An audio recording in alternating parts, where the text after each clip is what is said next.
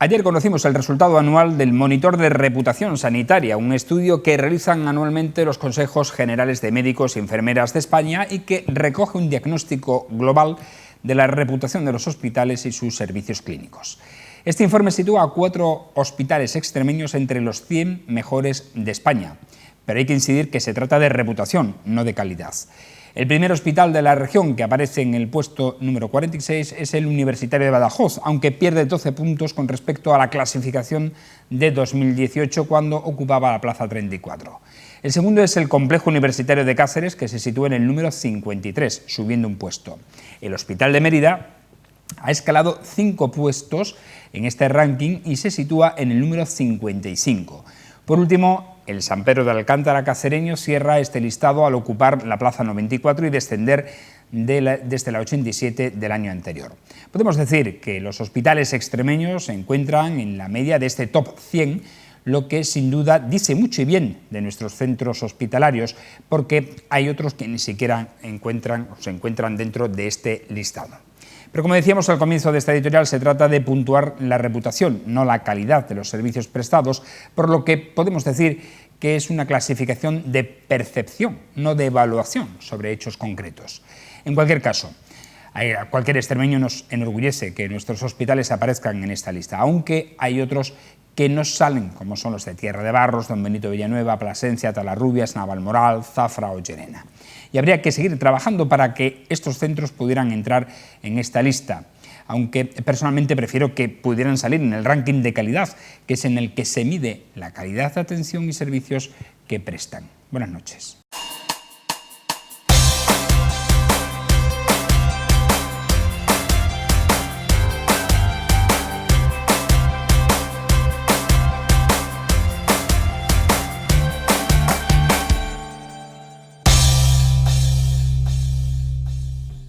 Bienvenidos a esta picota. Es jueves, ha habido también algo de agua, de lluvia, con lo que nos alegra. Mañana parece que también puede haber algo de agua, lluvias débiles, pero mientras que continúen esa tónica, bienvenidas serán las lluvias que poco a poco van mojando nuestro campo y esperemos que recuperando nuestros embalses también. Vamos a hablar no de agua, pero sí de otras cuestiones con nuestros habituales picoteros de los jueves. Hoy están con nosotros Luis Manuel Tobaja. ¿Cómo está? Buenas noches. Estamos bien, buenas noches. Y mientras que llueva, mejor, ¿verdad? Que llueva, la Virgen de la Cueva. Miguel Ángel Herrera, ¿cómo está? Buenas noches. Buenas noches, bien. ¿Qué tal? Y otro jueves más, bien. Empezando ya mismo la fiesta y ahora un puente largo próximo y vamos a prepararnos porque 5 días de fiesta en Mérida, ¿eh? Sí, además seguidos, efectivamente, porque la del domingo se pasa el lunes, que es festivo. Que llueva de aquí a entonces esos 5 días de descanso. Javier Segura, ¿cómo está? Buenas noches. Pues no está mal pensado, Miguel Ángel. Muy bien, buenas noches. He pasado una semana malísima. ¿Hoy? Con un resfriado de estos que a punto he estado de ver la percepción y la reputación hospitalaria de Mérida, porque es que estaba que no me levantaba, ¿eh? Pero bueno, ya he pasado. Una vida muy ordinaria, Fran, porque lo que toca en este tiempo ordinario de gripe, de resfriado, ¿verdad? Cierto. Es el que he tenido y bueno, ya me estoy recuperando. Bueno, aunque a algunos la gripe o el resfriado le entran por los dedos. A mí me entró directamente por la vía. Ah, ¿verdad? Sí, bueno, yo no he tenido ningún gatillazo, Miguel Ángel. Yo tengo gatillazo tampoco, tengo un dedo gatillo. Bueno, pues esperemos que se mejore. Eso le pasa por levantar tanto la mano para preguntar en la picota, para responder en la picota.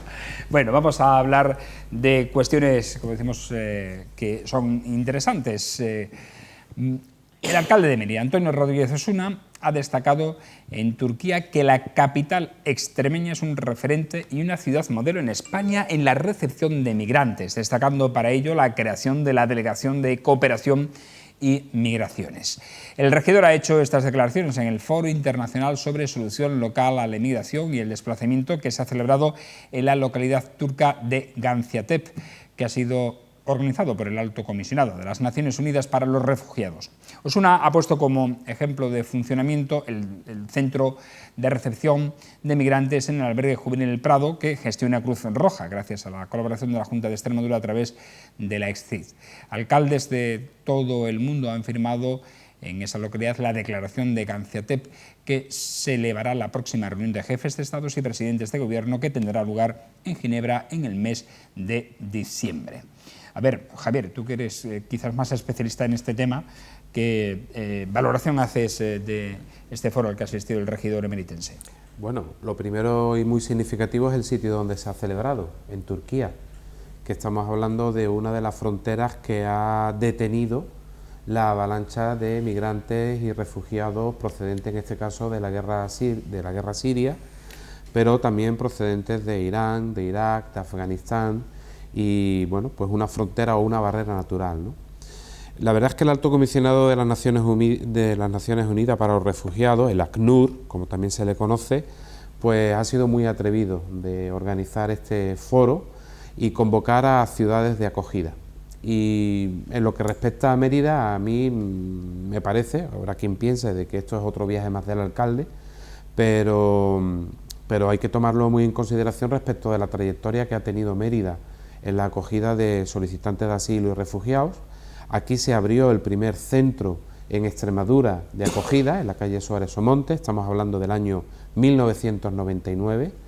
Yo tuve además la suerte de dirigir al equipo que estaba en el centro de acogida en el periodo que va de 2004 a 2010 hasta que se cerró, luego se ha vuelto a reabrir ya de la mano de Cruz Roja. Y digo, por la larga trayectoria que ha tenido Mérida, y en ese sentido haber sido pionera en Extremadura en la acogida de población migrante, pues tiene mucho que decir. Y efectivamente, como bien ha comentado el alcalde Antonio Rodríguez Osuna, Mérida sí es, y además hay que afirmarlo así, una ciudad de acogida para la población migrante, ya sea por una migración, lo que llamamos una migración natural o una migración económica, como también para solicitantes de asilo, para refugiados que han venido aquí. Él ha puesto de ejemplo el centro itinerante que hay en el albergue municipal del Prado.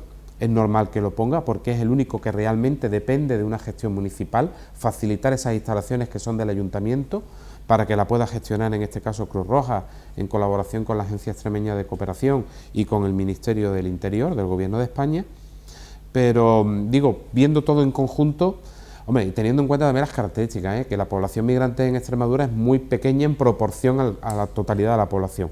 Si nos vamos a cualquier otra comunidad autónoma, sobre todo si nos vamos a la del arco mediterráneo, los porcentajes de población extranjera aumentan mucho respecto del total de la población. Aquí es poco significativa, pero bueno, eso también nos da la oportunidad de hacer las cosas bien. Se han hecho bien en los años anteriores, porque, insisto, se ha dado una buena acogida, se ha dado una buena posibilidad de arraigo a la población extranjera, a la población migrante, y también nos da la oportunidad de hacer las cosas bien en el futuro, sobre todo con los desafíos que Extremadura, que Mérida o que España en su conjunto tiene, y Europa también en su conjunto.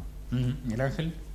Yo, como emeritense, me siento contento y orgulloso de que mi ciudad, aparte de muchas más cosas, de turismo y de arqueología, se hable de este tipo de cuestiones, y más, como decía Javier, en Turquía, que no es el país de paradigma de Se nada. vulneran derechos humanos, es un país que en ese sentido genera conflictos con la Unión Europea, precisamente, donde canjea, ¿no?, digamos, chantajea con la propia población refugiada, pero es que también estamos hablando de que es un país que acoge a millones, de manera forzada, a millones de población. Más que chantajea, yo creo que mercantiliza. Vale, sí, esa es la palabra, mercantiliza, efectivamente. Y desde esa perspectiva, pues mira, bienvenido, yo me siento muy orgulloso, como antes he dicho.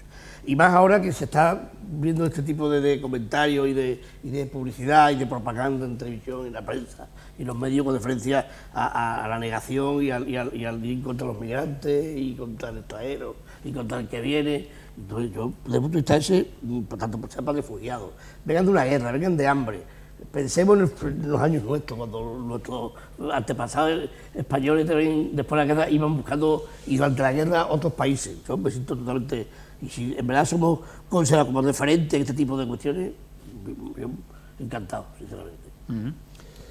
Isma.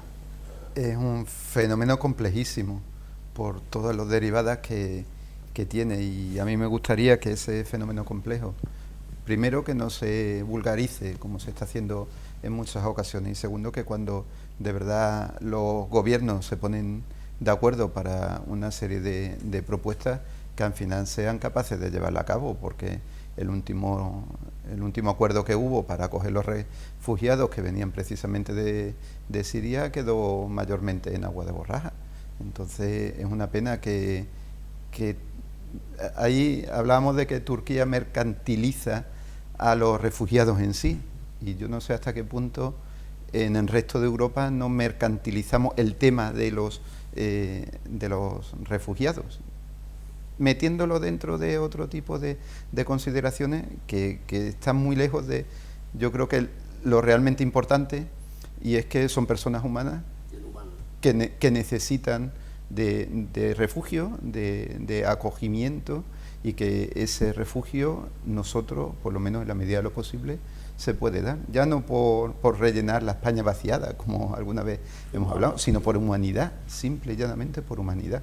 Si tenemos la posibilidad es que es casi un deber moral el acogerlo. Luego, evidentemente, hay mucho detrás y hay que evitar que haya mafias que se aprovechen de esto, hay que evitar que en sí se produzca, porque el hecho de la emigración, si es por un conflicto bélico, pues, comprensible. Si es por tema económico, la verdadera solución está en evitar que tengan que venir por temas económicos, y ahí es donde hay que seguir trabajando. Sí, además nosotros aquí, fíjate que en lo que siempre hemos visto, por ejemplo, en Extremadura, hablo de la etapa en la que yo estaba, ¿no? Es decir, en el periodo en que yo estuve de 6 años dirigiendo el centro de refugiados, si mis cuentas no fallan, estábamos cerca de 700 personas las que habían sido, entre familias y personas solas, las que habían sido acogidas, de 67 nacionalidades diferentes. En cuanto nos planteábamos la integración, en cuanto al aprendizaje de la lengua, aquellos que no lo conocían, la integración social, la integración laboral, la escolarización de los menores, etcétera, veíamos que era muy fácil, o era mucho más fácil la acogida a familias que a personas solas, ¿no? ¿Por qué? Bueno, pues también un poco por la deseabilidad de las personas solas de poder moverse hacia ciudades más grandes, más pobladas, donde podían encontrar más comunidad de su propio país, o donde consideraban que podían tener más oportunidades desde el punto de vista laboral. En cambio, las familias lo que iban buscando era más el arraigo, más la tranquilidad, más una inserción laboral, más una accesibilidad más asequible a la vivienda. Los alquileres, evidentemente, no son los mismos que nos encontramos aquí que en una ciudad mayor para las necesidades de una familia. Pero por otro lado también era muy rápido la manera en la que se conseguía la integración. ¿Qué quiero decir con esto? Que cuando empatizamos con la población migrante, y quien empatizan son las personas, cuando conocemos su realidad, cuando vemos que estos falsos bulos, estos falsos mitos que nos van contando son absolutamente falsos, que conocerles nos enriquece, no nos empobrece, bueno, pues al final terminas organizando en torno a ellos a una red de acogida espectacularmente impresionante y muy eficaz, muy eficaz. Cuando la crisis de Siria, el Ayuntamiento de Mérida tuvo que responder a una demanda ciudadana que se había planteado en Mérida y que se había planteado en otras ciudades de Extremadura, abro paréntesis, menos en Badajoz, cierro paréntesis, para precisamente facilitar instalaciones para la acogida de población refugiada en aquel momento, ¿no? Cuando todavía el gobierno de España era reticente a abrir o no la posibilidad de acoger a esta propia población, ¿no? que estaba además huyendo de un conflicto bélico. Dicho lo cual, también quiero decir otra cosa: la mayor parte de la población migrante no entra en patera, no entra por las costas españolas, entra en los aeropuertos de Madrid y de Barcelona, y la mayor parte de la población migrante procede de Latinoamérica, con los que evidentemente tenemos muchas significaciones culturales, idiomáticas, que les hace mucho más fácil la acogida. También aquí en Extremadura, también aquí en Extremadura. Bueno, vamos a hablar de otras cuestiones ahora, porque tenemos que hablar del gobierno y de las valoraciones también políticas que se han hecho aquí en Extremadura, ¿no? Sin antes, bueno, pues comentar la multitud de actividades que se van a desarrollar a lo largo de esta Navidad en la capital extremeña. No sé si os gusta los dulces o no, porque del 6 al 8 de diciembre se va a celebrar la 4ª edición de la Feria del Dulce Artesano de Navidad en el Parque López de Ayala, entre los que, además de los habituales dulces, turrones, polvorones, etcétera, se van a encontrar productos dulces hechos con harina de bellota. Productos ecológicos hechos con harina de bellota, curiosamente. Pues mira, A mí me encanta. Tentador. Me encanta la dulce. es una excusa perfecta para que ni mi esposa ni mi médico me pongan reparo, porque según yo la bellota es buena, tiene el colesterol bueno. No sé, o eso dicen. Bueno, ya el azúcar y el frito que pueda llevar, y ahí eso me lo complica un poco, pero... Del 10 de diciembre al 10 de enero no hay amnistía en estos temas. Hombre, no la ha habido desde lo que el 1 de enero. Lo que sí os recomiendo es que no os hagáis una analítica justo después de Navidad, porque yo cometí un año ese error y no lo vuelvo a cometer más. Yo me lo voy a hacer ahora y así, de mí estoy maravilloso.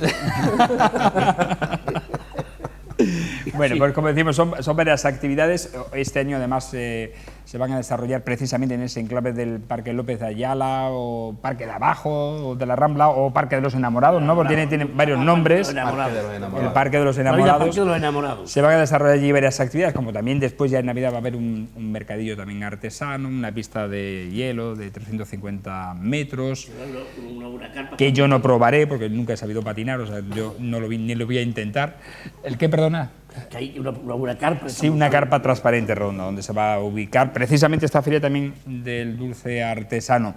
Y también se están ya presentando actividades también deportivas en tu barriada, allí en la Antigua, en la San Silvestre, que será el 29 de diciembre, y además parte de la recaudación que se obtenga en esta carrera, en la que se esperan más de 1.200 corredores, se va a destinar a la lucha contra el cáncer. €1 de cada una de las inscripciones va a ir directamente a la Asociación Oncológica de Extremadura. Nosotros vamos a colaborar en la Escuela de Fútbol. El Benito gusta organizar, como todos los años, el torneo nuestro de Navidad. Este año lo hacemos del día 2 al 5 de enero, y habrá 23 partidos de fútbol, con 23 equipos prácticamente todos de fuera. ¿De dónde vienen?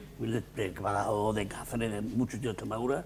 Es posible que hasta este año no se ha posibilitado todavía... ¿Algún grande también? Un equipo canarios, de Canarios. Ya vino hace 3 años, que por cierto pasaron mucho frío aquí, y después nos han dicho que lo mismo vienen con un par de equipos. Todavía no lo han confirmado, estamos ahí esperando. Vale, muy bien, está muy bien.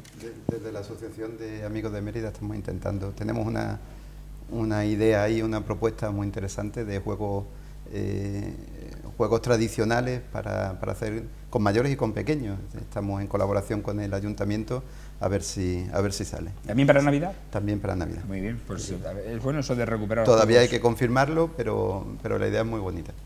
Sí, señor, sí que lo es. Además, porque esos juegos que ya no se practican, ¿no?, por los escolares de ahora. Empezando por las canicas. Por ejemplo, ¿no? Canica, el aro, el cala, la rayuela. La picota, efectivamente, sí.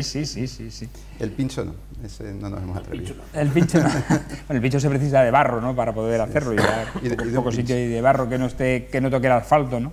En fin. Mucho ha cambiado ya, ¿no?, aquella época, ¿no?, en la que prácticamente los niños estábamos en la calle, en horario que no fuera escolar. La ubicación era la calle, y ahora ya eso no es posible como tal, ¿no? En fin. Pues era nuestra tablet, la calle. La tablet nuestra de la calle. Era la tablet, efectivamente. Sí. Nuestra red social era la calle, exacto, porque compartíamos, ¿no? Y además había grupos con los que te enfrentabas, los grupos de tu calle con los de tu barrio, con los de otro grupo de otra calle, ¿no? A fútbol, a lo que fuera, te enfrentabas, ¿no? Hasta a pedradas, yo también lo he hecho. Bueno, era la disputa del banco, ¿no? Este banco es nuestro, ¿qué hacéis sentado ahí? No, este es nuestro banco, pues deja que vengan los míos y verás cómo te tienes que ir. O sea, era un poco así, ¿no? Bueno, vamos a hablar ahora de otras cuestiones menos amables, precisamente de lo que hemos comentado, de esas valoraciones políticas que también han hecho líderes regionales en torno a la formación del gobierno que pretende llevar a cabo Pedro Sánchez. El presidente del PP extremeño, José Antonio Monago, ha pedido al jefe del Ejecutivo Autonómico, Guillermo Fernández Vara, que deje de estar callado y se pronuncie sobre la conformación del gobierno a nivel nacional, toda vez que el socialista Pedro Sánchez está camino de pactar con los independentistas radicales, dice, y eso es malo para Extremadura. Monago considera que esta circunstancia hace que las perras vuelan de sitios como Extremadura y van a sitios donde el chantaje es la moneda de cambio para sostener un gobierno. Miguel Ángel, ¿Qué quiere que te diga? deja de leer y opina. ¿Qué quiere que te diga? Estaba viendo, más o menos el enfoque que se le da a este tema, ¿no? Es que yo no entiendo. Monago pide como cuando él fue presidente o cuando estaba gobernando Rajoy, antes que hablaba mucho y criticaba mucho de las cosas que decían y venían mal para Extremadura. Es que son situaciones que te quedan un poco así como... Yo ya lo he dicho muchas veces, yo creo que hay que hablar ya desde otras perspectivas. Es decir, a mí en Cataluña, ya es que el tema de catalán, es que parece que es el único problema para que se estudien los problemas, o sea, para el que sufre, para el que no come, para el que cobra salario mínimo. Es que una persona, una familia que esté pasando mal en su casa y que la televisión en todos lados siempre se hable de que la solución para que él pueda estudiar su problema sea que se pacte, no se pacte, o se hable con los catalanes, o con los vascos, o con los gallegos. Yo es que no lo entiendo, sinceramente. Es una cosa que a mí se me vaya fuera porque al final, ¿cuál es el problema? ¿Vara qué tiene que decir para que Monago esté contento? ¿Qué tiene que decir?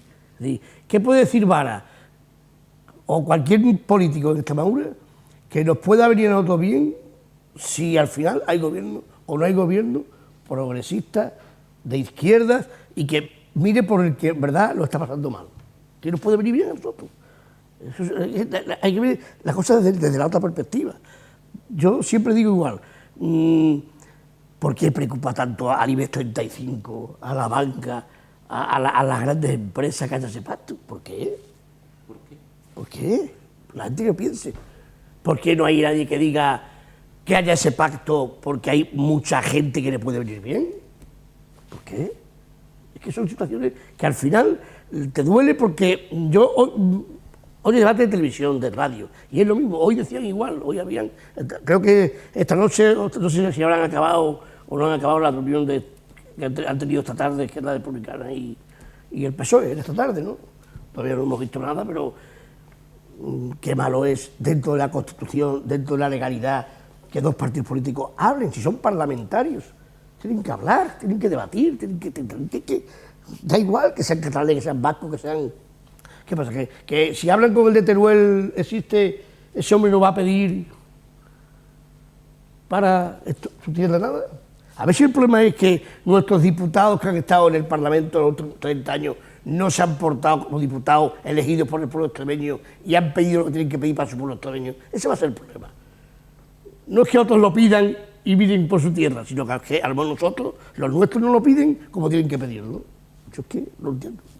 A ver, Luis Manuel. A mí sí me preocupa mucho porque al final estamos hablando, y además en la línea de lo que tú dices, pero estamos hablando de dineros. Y aquí se aplica la teoría o la hipótesis de la manta corta. Es decir, los mimbres son los que hay, el dinero es el que hay. Si se tira para arriba, y hablo metafóricamente y hablo geográficamente, abajo nos quedamos con los pies al aire y nos entra frío, porque falta dinero.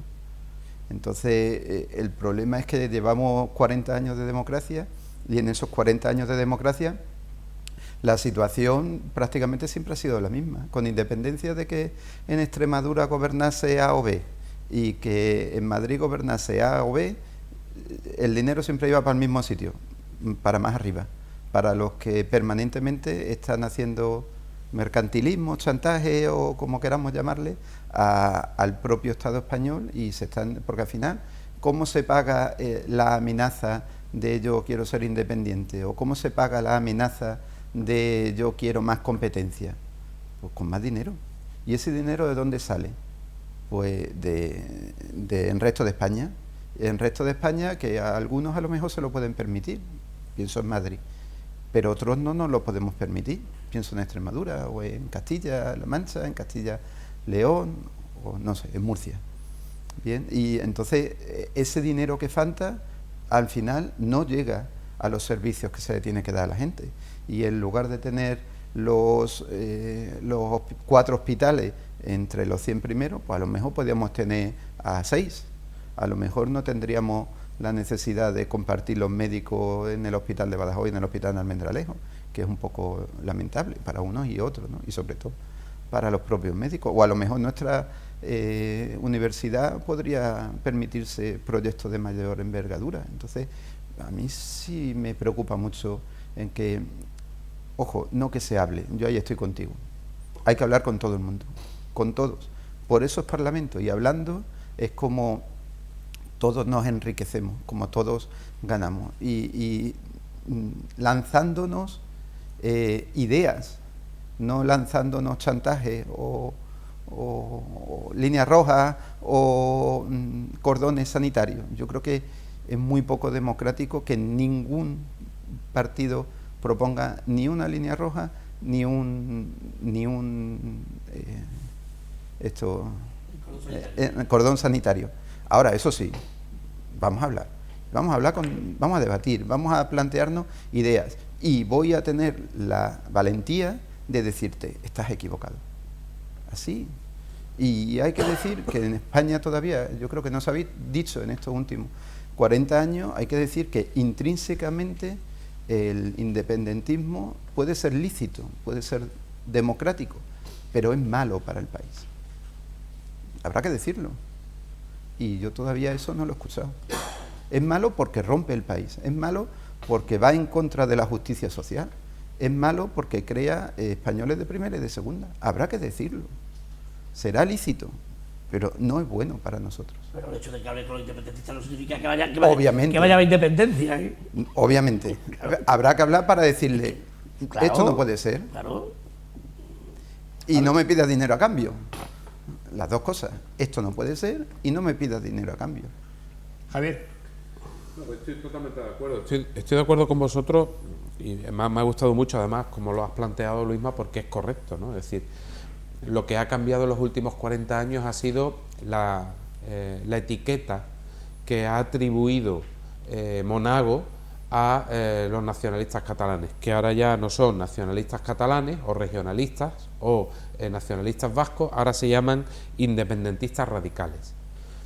Y con ese etiquetaje lo que trata es de poner el acento en la inconveniencia del diálogo con cualquiera, porque el diálogo no está propiciado, en este caso desde el Partido Popular, que tristemente no ha ganado para él las elecciones y que por tanto pues no tiene posibilidad de aspirar a formar un gobierno, porque de haberlo podido hacer no me cabe ninguna duda que también estaría echando tientos por hablar y sumar los votos necesarios para poder formar un gobierno. Y sería entonces el PSOE el que diría lo contrario. Exacto. Al final, lo donde yo quiero es que volvamos a lo mismo, es decir, el escenario en el que estamos ahora mismo necesita el que haya acuerdos múltiples de bastantes partidos políticos, de bastante representación en el Congreso de los Diputados para tratar de sacar un gobierno adelante. Los que se quedan fuera están bombardeando en contra de cualquier intento de acuerdo, los que están forjando ese acuerdo están muy recelosos por si realmente lo pueden conseguir o no, e incluso hasta la discreción ya les parece mal, y ahora mismo lo que se está escuchando es todo tipo de mensajes de dentro y de fuera en contra de que haya cualquier intención o cualquier alcance de acuerdo para formar ese gobierno. Todo el mundo cree que se necesita un gobierno, pero nadie quiere que sea ni gobierno de coalición ni gobierno que sume la voluntad de muchos partidos políticos. Y esta es la situación en la que nos encontramos. Es la falta de cultura de gobiernos de coalición, la falta de cultura de entendimiento entre varios políticos para sacar adelante las alternativas. Y así es como lo estamos viviendo, pero de dentro del PSOE, de dentro de Unidas Podemos, de dentro del Partido Popular, de dentro, o sea, lo ideal sería escuchar, mire usted, que vaya bien el diálogo, porque el diálogo es importante, porque el diálogo es necesario para que haya un gobierno, porque realmente se necesita. Acuérdese usted de que el dinero no puede ser el motivante para aproximar o alejar posturas, porque el dinero es necesario distribuirlo equitativamente entre todos los territorios, hagan ustedes lo posible por tener una visión de país, una visión de lo que se quiere en España y llegar a acuerdos en lo que se quiere en España, reconociendo las diferencias regionales, las diferencias nacionales, las diferencias culturales, reconociendo las diferencias ideológicas, pero hagan ustedes el favor de ponerse de acuerdo en una visión de España y que caminemos juntos, porque es que se necesita. Si no, esto, pues bueno, pues se va a italianizar más todavía. Pero es que este tipo de declaraciones son declaraciones de brindis al sol, de mi perspectiva. Es decir, si la dirección regional del PSOE, la dirección regional del Partido Popular, le dijeran a sus diputados, el de Ciudadanos, votar los extremeños no hay gobierno. ¿Qué dirían el resto de España si esos 8 o 9 diputados dijeran lo que tú dices? Ya que el problema es el dinero, que si se negocia con los catalanes va a llegar allí y no va a llegar aquí. Vamos a hablar clarito, venga, los extremeños, así venga, ahora vamos a hacer nuestra lucha regionalista y extremeñista, y decir, mira... Claro, pues mira, ¿Qué oye, podría a lo mejor pasar? a lo mejor el germen se ha sembrado hoy, porque hoy en la ¿Qué podría pasar? sesión plenaria de la Asamblea de Extremadura, Mónaco y Vara han acordado trabajar juntos para adoptar medidas contra la despoblación. Sí. A lo mejor es el germen de lo que tú estás diciendo, que puede suponer un peso importante para que en Madrid se escuche la voz de Extremadura. Es que yo no veo desde el punto de vista que es que la República... Algo que, por cierto, llevamos pidiendo cosas. aquí muchísimo tiempo. ¿Eh? Que algo que hemos dicho aquí y pedido desde hace mucho tiempo. Yo me he hablado con la bandera de España por detrás, el tema del tren, el tema, claro. Y a lo mejor el problema no es que los diputados de Izquierda Republicana negocien con el PSOE para dar viabilidad al gobierno pensando en lo suyo. Claro, es normal, lo ha adherido su pueblo. A Volman es al revés, que los nuestros no piden para lo que tienen que pedir. Claro, ahí Claro, es que estamos en yo quiero ponerle ¿cuál es el problema para que no haya gobierno? Porque yo quiero que haya gobierno, para que se solucione de una vez por todas muchísima injusticia y muchísimo sufrimiento de mucha gente. Yo creo que no es el problema negociar con los catalanes o con los vascos para que se solucionen esos problemas, porque los catalanes en Cataluña y en el País Vasco también existe ese problema del paro, de los desahucios, del tema del problema de migración, todo existe. Pero ahí hay dos problemas, desde mi punto de vista, muy serios, uno local y otro nacional. Local, lo que venimos hablando.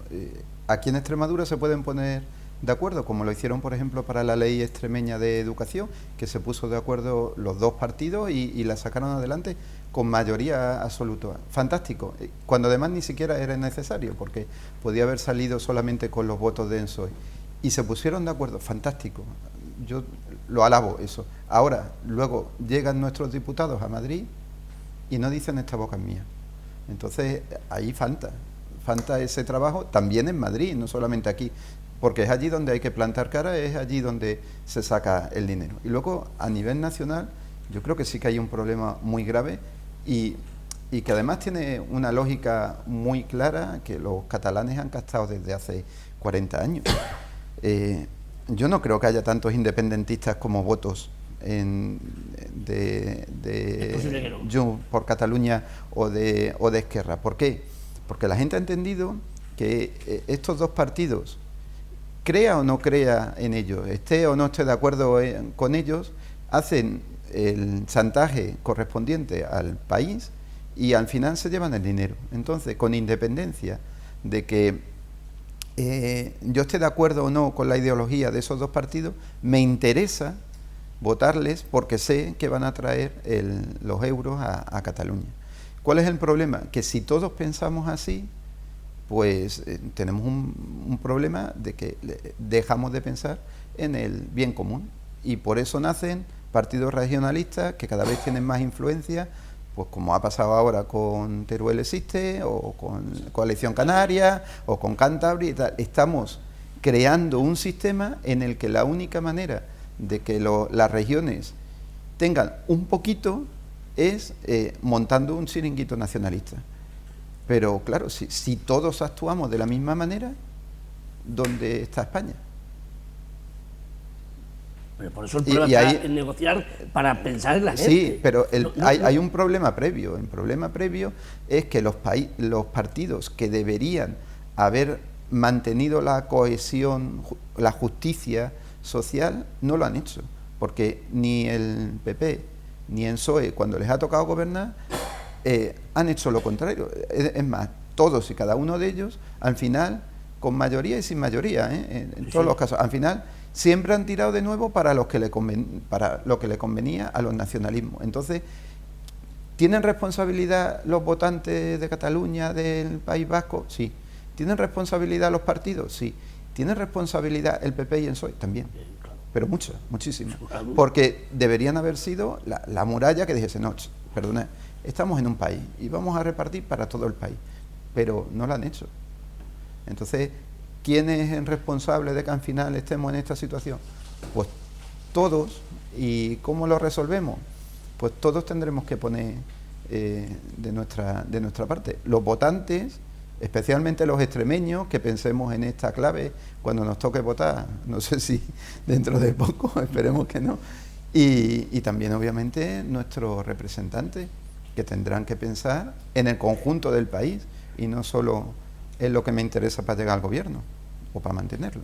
Pero yo soy de la opinión de que a mí me interesaría más que mi país o mi nación, España, o habla del tema de la plurinacionalidad, ¿no?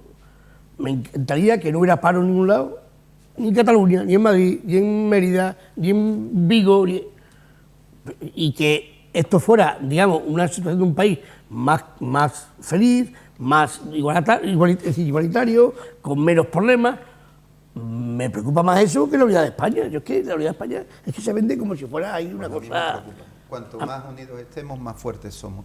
Y en el mundo tan globalizado en el que nos encontramos, ya ni Europa es suficientemente representativa. Si nos quedamos solo divididos, cada vez peor. Pero lo que no podemos estar hablando es de la forma de globalización, de abrir fronteras y no todo. Al final, ¿qué es lo que hacemos? Razón de más, si abrimos... ¿Cuál es mi problema, Luisma? Yo lo veo así. Pero es que no son dos problemas independientes. Son dos vertientes de un mismo problema. No es independiente que al país le vaya bien, que la situación económica sea la adecuada y que haya menos pobreza o no haya tantos millones de personas en paro. No es independiente con que en España funcionamos de una manera o de otra. Si en España funcionamos unidos, si en España funcionamos con un reparto justo, si en España quitamos todos los inconvenientes que tienen. Hace poco hablaba con un amigo que tiene una empresa que había estado 20 años trabajando en Estados Unidos, había hecho dinero a expuertas, estaba a puntito de jubilarse y se quería venir a España a montar la misma empresa, que había tenido éxito, pero vamos, dinero a manta. Y había llegado a Madrid, la había puesto y no había sido capaz de salir de Madrid porque en cada una de las regiones le pedían una cosa diferente. Dice, sí, entonces eso es un impedimento para todo. Y al final, ¿en qué reviste? En que hay menos empresas, que las empresas cotizan menos, que si cotizan menos tenemos menos dinero para todos, si tenemos menos dinero para todos repartimos peor, repartimos menos, más pobreza. Entonces, no es independiente. Si ese hombre hubiese llegado a España o a donde fuese, a Extremadura, Madrid, Mérida y tal, y hubiese dicho, quiero esta empresa para el ámbito nacional, y lo hubiesen dicho, toma, pues hubiese creado 1000 puestos de trabajo. 1000 puestos de trabajo que se han perdido. Y quien dice este conocido mío, pues dice cualquiera de las grandes empresas que están deseando entrar en España. Si tú para montar una empresa en Murcia te piden una cosa y luego te vas a la región de al lado, a Valencia, y resulta que lo tienes que presentar en valenciano y que en lugar de la normativa A te ponen la A.5. Los empresarios no tienen ni ganas ni tiempo para meterse en cosas que al final no suponen más que un impedimento para que su empresa tire para adelante, ¿no? Entonces yo creo que no es independiente. Si tenemos una España unida, tenemos una España fuerte y con justicia, pues seguramente a todos nos vaya mejor y haya dinero para pagar a los parados, para justicia social, para los refugiados que nos vengan, para hacer un aeropuerto que sea abierto. Esperemos que no. Por ejemplo. Más aeropuertos no, por favor. Por ejemplo, ¿no? Yo, así que en Albacete, un aeropuerto de Albacete o en Castellón. En Ciudad Real. ¿Y eso quién lo ha permitido? En Huesca. ¿También tienen culpa los catalanes de eso? ¿También tienen culpa los catalanes de eso? Bueno, Fíjate que yo estaba pensando que en el siglo XIX, con la segunda mitad del siglo XIX, con la revolución industrial tardía que llega a España, toman como preferencia Y que nunca llega a Cataluña Extremadura. y que no llega a Extremadura. Bueno, en Extremadura tuvimos ahí un mínimo con la parte de la minería, que incluso nos llegó el ferrocarril, ese que todavía disfrutamos. El mismo. Es el mismo, no ha cambiado sustancialmente. Pero bueno, pues aquello se alegaba a que había una oligarquía en Cataluña y en Euskadi, y la proximidad con Francia, y que por tanto era mucho más fácil y tal, ¿no? Y estamos hablando de la segunda mitad del siglo XIX, donde hubo dictaduras monárquicas o donde hubo monarquías pues casi que absolutistas, es decir, ni el pueblo ni opinaba ni votaba, y los nacionalismos que se podían dar ya existían en aquel entonces, porque esto viene desde las guerras carlistas. En la segunda mitad del siglo XX, ya con Tito Paco gobernando en España, bueno, hay otro desarrollo industrial importante y vuelve a concentrarse en Cataluña y en el País Vasco, y en ese momento los nacionalismos pues no se expresaban en las urnas, sino seguía siendo la misma oligarquía la que tiraba hacia los intereses de aquellas regiones en detrimento de las regiones, de otras regiones tan o más periféricas que aquellas, pero es que en aquel momento es lo que se decía. Y ahora que estamos en democracia volvemos a encontrarnos con las mismas tesituras en términos económicos. Al final, pues yo no creo que sea tanto... Y en todos los casos de la historia se hizo para callar bocas. Efectivamente, y siempre era un canje o una contraprestación o una comprensión hacia esa oligarquía económica y empresarial e industrial la que entendía que, ¿no? Puerto Franco, el primer puerto franco que hubo en España fue el de Barcelona. Zona franca de Barcelona es importantísima para el desarrollo de la industria automovilística de la SEAT, que terminó en Barcelona, y Barreiro en Madrid, y la otra en Euskadi. Al final, bueno, dice uno, en aquellos momentos que no se expresaba en términos de partidos políticos ni de votos, ¿por qué terminaba allí y por qué se compensaba de la misma manera, ¿no? O sea, no culpabilicemos a una inquietud nacionalista o a la expresión en las urnas por parte de la población, lo que me parece que ya venía de antes y movido por otros intereses que no eran precisamente democráticos. Por eso digo, y estoy de acuerdo contigo también, en ese sentido la unidad del país nos la tiene que dar las instituciones fuertes y los gobiernos fuertes y la visión de España, porque la oligarquía, voy a utilizar una frase que también se ha repetido esta semana, le importa un bledo lo que ocurra en Don Benito, lo que ocurra en Mérida, lo que ocurra en Olivenza, le importa un bledo. Lo que quiere es tener dinero, y el dinero se genera allí donde hay una mayor concentración de población, allí donde hay mayor concentración de industria o donde es más fácil las comunicaciones. Le importa un bledo donde no hay comunicación o donde no hay población o donde no hay industria. Bueno, vamos a otro asunto. Por cierto, nos vamos a hablar de la Comunidad de Madrid, concretamente del Ayuntamiento de Madrid, porque el portavoz de Vox en este consistorio, Javier Ortega Smith, ha afirmado ser víctima de un escrache durante el acto institucional por el 25N. Denuncia pública en la que se ha quedado solo porque, dice el alcalde José Luis Martínez Almeida, que no lo ha secundado en la reprobación. Pese a que no lo ha secundado en la reprobación, sí le ha criticado el tono empleado con Nadia Otmani, la mujer que acabó en una silla de ruedas después de ser disparada por su cuñado al intentar defender a su hermana. Vox no ha conseguido sacar adelante una proposición presentada por vía de urgencia para que se evite que cualquier invitado pueda interrumpir e increpar a los representantes de los madrileños y que se grabe en audio y vídeo la totalidad de estos actos para que sean los propios madrileños quienes puedan interpretar, dice, lo sucedido y no se vean mediatizados por la manipulación de determinados medios de comunicación. Más Madrid y PSOE han votado en contra y PP y Ciudadanos se han abstenido. Ortega Smith ha lamentado que haya sido, mejor dicho, crucificado por decir que la violencia de género no tiene género. A ver, Luisma. Todo lo que ha pasado. Yo creo que es mucho. Lamentable, primero lamentable la situación. Y yo lo encuadro dentro de lo que hablábamos hace un momentito, que el problema es que se ha dejado de parlamentar, se ha dejado de hablar. Yo creo que, igual que decía Miguel Ángel, el tema de que hay que hablar con los partidos sin chantajes y dentro de la ley, yo creo que en un tema tan importante como esto, yo creo que también hay que hablar, pero hablar sobre todo y fundamentalmente con respeto. Y a mí, yo no sé exactamente cuáles fueron las palabras de Ortega Smith en el Parlamento, en el Ayuntamiento de Madrid, pero en un día, lo hablábamos la semana pasada, ¿no? Pero en un día tan importante como este, lo que no puedes hacer es ir a expresar exclusivamente tu malestar por la ley. A lo mejor hay que ponerse primero de parte, pues, de lo que se está celebrando.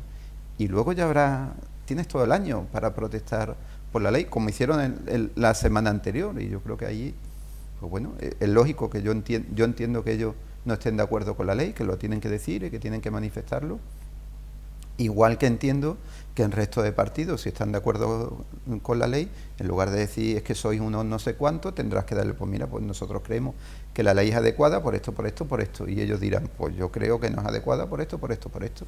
Vamos a dialogar y posiblemente salga algo mucho mejor de lo que hay ahora. Luego decía, sí que por lo menos las cámaras, no me gustó mucho, que entiendo que esta mujer vino a gritarle y eso no es aceptable, pero ni siquiera la miró y no deja de ser una víctima. Yo por lo menos le hubiese dicho, vamos a hablar, pero vamos a hablar, vamos a dejar de gritarnos, vamos a dejar de no hablarnos, de poner barreras entre nosotros y vamos a ponernos de acuerdo. Si en el plano de la política se pueden gritar mucho, se pueden hablar muchas cosas, pero luego estamos hablando de una persona y de persona a persona. Como político ellos tienen una responsabilidad, pero como persona hay otra, muy distinta. Javier. Pues estoy de acuerdo contigo, Luisma, en que efectivamente el día 25N era para precisamente reivindicar la vida de las mujeres y que la vida de las mujeres no está en manos o en el poder de los hombres y que los hombres podamos decidir quién vive de ellas o quién debe de ser asesinada porque no me gusta cómo lo hace respecto de mí en mi relación de pareja o mi relación afectiva. Salir de ese contexto pues es darle al final publicidad a quien la está buscando a costa de lo que sea, manifestándose pues con actitudes que no son ni empáticas, ni asertivas, ni correctas, ni políticas, ni nada de nada. Retirar la mirada, presuponer de que lo que ha habido ha sido una intencionalidad por parte de otros grupos políticos para poder grabar la afrenta, cosas realmente absurdas cuando lo que tienes es cara a cara a una persona que ha sido víctima precisamente de la violencia machista, de la violencia de una pareja que quería asesinar a la suya y ella se interpuso de por medio. Y yo prefiero hablar del 25N, sinceramente. Creo que ese día ha sido muy importante en Extremadura y ha sido muy importante en España y ha sido muy importante a nivel global, ¿no? Me recordaban precisamente el día de la manifestación algunas mujeres que aquí quizá lo estamos viendo demasiado con lupa. 1028 víctimas, ¿eh? Estábamos recordando ese día de que una chica de 26 años en Canarias había muerto, asesinada por su pareja, ese mismo día. La número 52 del año, la 1028, desde que se llevan los registros. Pero me estaban recordando también ese día de que en África se siguen haciendo sobre la población adolescente la ablación, que es otra forma de violencia. Pero me estaban recordando que en la India a las niñas, depende de qué grupo social, de qué clase social, de qué casta, se las obliga a prostituirse. Me estaban recordando que este es un problema global y no es un problema puntual de la ley, y que ese día era un día grande en el conjunto, en todo el mundo, para reivindicar que ya está bien esa discriminación, esa persecución y esa violencia contra las mujeres, en todo el mundo. España tenemos la suerte de tener una ley que protege a las víctimas, que establece medidas para proteger a las víctimas, que necesita la comprensión de toda la sociedad y que yo creo que la sociedad mayoritariamente la comprende. Que salgan sujetos como este señor a hacer comentarios inapropiados, gestos inapropiados, pues no me merece la pena. Yo me quedo con lo que supuso, lo grande y lo importante que supuso el día 25 de noviembre. Perdón. Miguel No, Ángel. pero que no tienes que irte a África, tienes que irte, que está... En Mérida, 150 mujeres han sido atendidas Sí. en casos de violencia de género. Eso lo ha propiciado... En Mérida, 150, bueno, tienes que irte. Entonces, claro, yo, este impresentable, que es un impresentable, un insensato, un inhumano, un imbécil, todo empezado por no decir un inútil, y se ha metido en la política para ir de la política, que es este tío. Pues claro, yo creo que es que la culpa tenemos por hablar de él. Yo es que no voy a hablar Tenemos de la él y no culpa le voy a faltar de hablar de respeto, él, Miguel. la prensa, el salir, porque claro, al final él puede tener su ideología. Yo no voy en contra de la ideología de nadie, voy en contra del fascismo. Entonces, de la ideología fascista sí voy en contra. Y entonces, cuando un individuo de esto sale en estas situaciones, estos comportamientos, esta forma de... Pero si hace poco hubo una manifestación y apareció allí a boicotear y a meter la pata. Joder. El tema, ¿por qué? Yo quiero entender por qué, porque al final a mí no me preocupa eso, que en mi ciudad, en Mérida, ha habido 150 mujeres atendidas en violencia de género. Eso me preocupa a mí. Y si a este individuo o a los que son del partido este no les preocupa, pues bueno, tendrán que ellos que dar explicación con su corazón, con su mente, con su Dios si lo tienen, porque yo lo tengo muy claro. La violencia de género existe y es machista. Que hay casos de muerte, sin lugar a dudas, que habrá mujeres que maten, claro, que no digo que no, pero hombre, cuando ese mismo día, la chica esa de Canarias, 1000 y pico de mujeres, más que el terrorismo de ETA, que hemos luchado todo el país contra él, más asesinatos que el terrorismo de ETA. Y estamos en esa disyuntiva de que si la ley dice, la ley pone una coletilla, una coma o una frase, yo, perdón que os diga, no lo entiendo. Muy rápido, por favor, que tenemos que Muy rápido. ir acabando. Uno, yo creo que tremendamente injusto que no nos acordemos en España de, como decía Javier, de las millones de mujeres que sufren muchísimo en todo el mundo. Yo creo que más que mirar a nuestro ombligo, tenemos que mirar afuera. Eso es injusto que no lo hagamos. Es injusto que cada vez que haya un acto por el 25N estemos mirando a nuestro ombligo en lugar de los millones. Es que no son miles, no son cientos, son millones de mujeres que en el resto del mundo están sufriendo. Eso uno. Y también creo que es injusto que no nos demos cuenta que estamos mucho mejor que en la gran mayoría del mundo. Y lo dicen todos los índices. Entonces, también reconozcamos lo uno y lo otro. Obviamente, cada situación es dolorosa, pero no perdamos de vista que a nivel global, dentro de España, tanto en casos de violencia contra las mujeres, tanto en casos de desigualdad entre hombre y mujer, estamos dentro de los mejores del mundo. Entonces, es injusto que no seamos capaces de reconocer eso.